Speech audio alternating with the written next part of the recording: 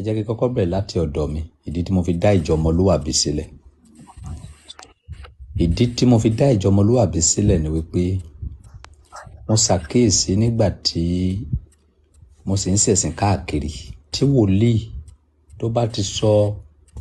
tó bá ríran dé lẹ́fùn wípé kí ẹni yìí kó lọ ṣe ètùtù àbí kó lọ ṣẹbọ, ó mọ̀ wípé ó yẹ kóun kọ̀ǹtrólù ẹni yẹn sọ́dọ̀ babaláwo, ṣùgbọ́n kò ní fẹ́ ṣe torí ti ìbẹ̀rù àwọn pásítọ̀ tó wà lábẹ́ ẹ̀.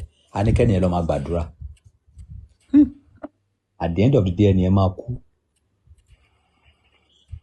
So ìgbà táwa wá dàgbà dé level tí a wà yìí, tí a ti rí gbogbo ìmọ̀ ayé tán, nǹkan táwa gbá research ni wípé gbogbo nǹkan tó wà láyé pátá ló ní ìwúlò títí ẹ̀.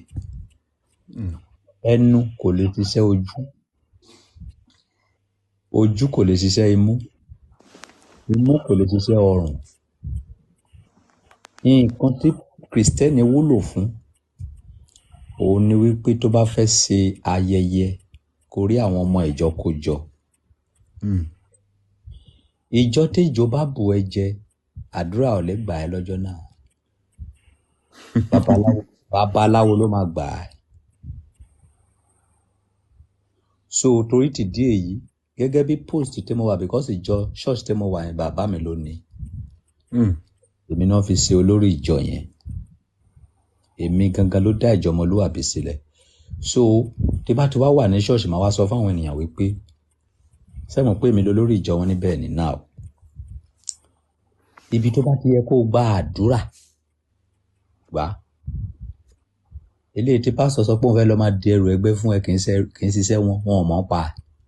Àwọn babaláwo ló ń di ẹrù ẹgbẹ́ fèèyàn. Wọ́n fẹ́ ṣèrà padà fèèyàn kì í ṣe pásítọ̀. Nǹkan tí pásítọ̀ ní òun ni kó gbàdúrà.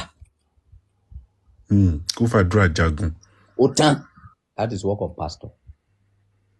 So now, ibi tó bá ti jọmọ́ wípé o gbọ́dọ̀ lọ gbẹ́bọ, o gbọ́dọ̀ lọ sí tu, because ó máa ní stage kan tí ìṣòro ayé ẹ máa dé tó máa sọ pé kó lọ tẹsẹ̀ ẹ lé bọ́.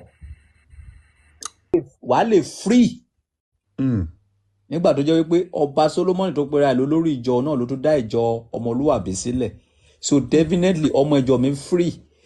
Tó bá di dọ̀rọ̀ wípé lọ tẹsẹ̀ ẹ lé bọ́ kò ní tó máa gba kọ́nà tó máa bora ẹ̀ mọ́lé wípé kálàgbà mi má rí mi pé mo fẹ́ lọ sí ilé babaláwo. Kálàgbà rí mi o. Free. Láti lọ sílé babaláwo ẹ̀ torí mi máa ń lọ. But àwọn pásítọ̀ yín wọ́n máa yọ́ lọ ní kọ́nà. Wọ́n máa wá fi àwọn ọmọ ìjọ sínú danger. A ní kó máa gbómi wá church àbí. So èmi tá bá sọ pé ta ló máa kọ́kọ́ wọ̀ ìjọba ọ̀run tó bá gbé ìjọba ọ̀run wà mí lẹ́nu àkọ́kọ́. Torí Bíbélì sọ wípé ègbé ni fún ẹni tó bá bo ẹsẹ̀ ẹ̀ mọ́lẹ̀. Mi ò kò sí nǹkan tí mo ṣe ní kọ́nà tí ò transparent. Mo máa ń so oògùn. Gbogbo àwọn ọmọ ìjọ mi mọ̀ pé mo máa ń so oògùn. Wọ́n dẹ̀ mọ̀ pé mo máa ń ṣàgbèrè. Ilẹ̀ tó máa sọ ní tí mo máa ń yà mí lẹ́nu bẹ́ẹ̀ ṣe máa sọ ní máa gbà mọ́lẹ̀. Because ìdí tí mo fi ń sọ ni wípé tí mi ò bá sọ fún ẹ̀yin, ìgbà tí mo fẹ́ lọ dó èèyàn ní hòtẹ́ẹ̀lì Ọlọ́run ò rí mi. Ó ti rí yín jù. Tí mi ò bá wá sọ fún yín tí mo wá ń sá ní ẹ̀yin àti Ọlọ́run ta ni mo respect jù. Ẹ bọ̀wọ̀ fẹ́mi, ẹ bọ̀wọ̀ fọ́lọ́run. That is the key. Ìkọ́ tí mo proof fún ẹ̀yin ènìyàn nìyẹn. Ọba Solomon is a most plain man in the whole world. Nǹkan tí mo ń ṣe ní kọ́nà gbogbo àgbáyé mọ̀ pé ọba Solomon ò kí ń dóyàwó léyàwó bọ̀ gẹ́ẹ̀sì rírun ni. Tó bá ti jẹ́ gẹ́ẹ̀sì tí bá ti sọ fún ẹ wípé sí a lè máa dóra tó sọ pé yes à ń lọ sótẹ́ẹ̀lì nìyẹn. Ṣùgbọ́n wípé kí wàá máa lọ máa ṣe ní kọ́nà kí Ọlọ́run rí mi kí wàá máa sá fún ẹ̀yin ènìyàn. I don't do that. This is what I do for corner. This is what I do for outside. Ọlọ́run ti mọ̀. Bíbélì sọ pé ègbé ni fẹ́ni tó bo ẹsẹ̀ ẹ̀ mọ́lẹ̀. Mi ò bo ẹsẹ̀ mi mọ́lẹ̀. Ọlọ́run ibi tí mo wíìkì sí rèé. Ibi tí mo dá sí rèé. Ẹ̀yin ọmọ ìjọ mi, mo máa ń so oògùn. Ibi tí mo délé ní àwọn aláwo ló sọ fún mi wípé ọba Solomoni máa wọ aṣọ funfun. Kò dúdú pé ayé ẹ máa ní ìtumọ̀ ò gbọ́dọ̀ fi aṣọ kankan là. Gbogbo tó bá fẹ́ kọ́lé funfun, tó bá fẹ́ ra mọ́tò funfun. Mo dẹ̀ ṣe ó dẹ̀ work fún mi. So kí wàá máa sọ fún àwọn ọmọ ìjọ mi pé ẹ má lọ síbẹ̀ o. Adẹ́pè mi ló ń ṣe wọ́n nìyẹn.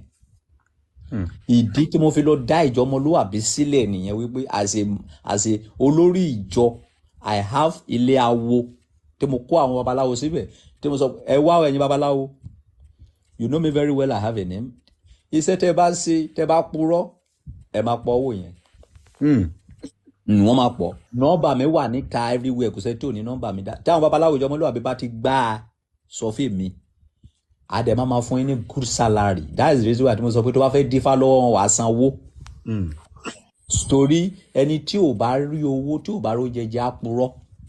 bẹ́ẹ̀ni so àwọn babaláwo yẹn gbọ́dọ̀ máa gbowó gidi. wọ́n á gbó tó bá fẹ́ ṣe consultation because àwọn 12 ló wà ń bẹ̀ tó bá fẹ́ ṣe consultation wàá san owó consultation yẹn so wọ́n farabalẹ̀ dá ifá fún ẹ tó bá farabalẹ̀ dá ifá fún ẹ tó bá wá yọ ètùtù fún ẹ tó bá wá wùn ẹ o lè sí lọ́dọ̀ wọn tó bá wùn ẹ o lè sí lọ́dọ̀ babaláwo èmi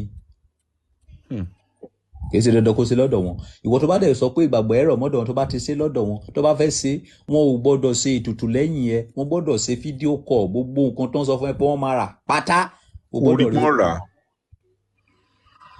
kò sí kan kọ́nà bẹ́ẹ̀ ìjọ tí wọ́n bá ti fẹ́ jọ ń sùn mí wípé ẹ ò sí mo lé gbogbo yín jáde àgbà àwọn ẹlòmíín síbẹ̀ bẹ́ẹ̀ ni kò kí n jẹba kò kí n jẹba kẹrẹ ìkọ́ tí mo kọ́jọ ọmọlúwàbí fún nìyẹn kí gbogbo àti kìrìsìtẹ́nì àtẹnibọ̀ kó lè free nígbà tó ọ̀rọ̀ bá kan ọ̀rọ̀ babaláwo kó free láti lọ sọ́dọ̀ babaláwo nígbà tó ọ̀rọ̀ bá kan ọ̀rọ̀ àfáà kó free láti lọ sọ́dọ̀ àfáà nígbà tó ọ̀rọ̀ bá kan ọ̀rọ̀ àdúrà kó free láti lọ gbàdúrà ìdí tí ìjọ ọmọlúwàbí fi wáyé nìyẹn